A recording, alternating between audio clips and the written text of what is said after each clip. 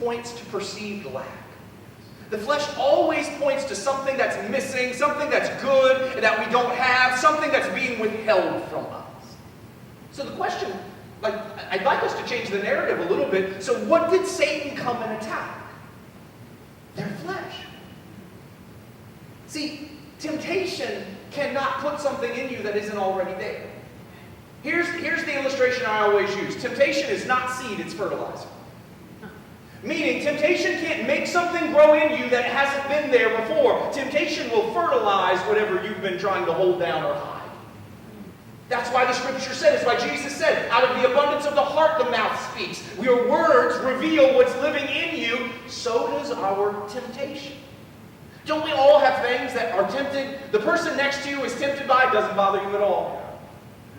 And yet, then there are things that you're tempted by that the person next to you says, I can't even understand why anybody would want that. So guess what the temptation's going to not be? What doesn't bother me? Right. I just tell you, for me personally, I've never had a drink. Never wanted a drink, never been interested in a drink. You know what I've never been tempted by? Drinking.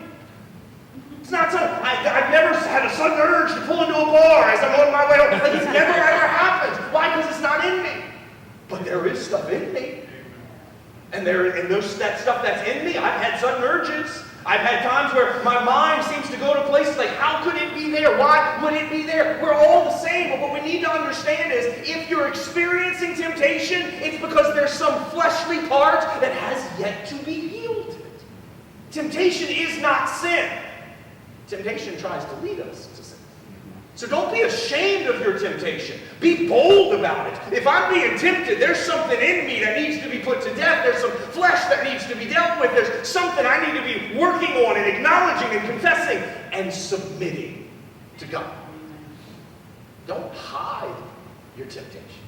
That's the surest way to fall into it.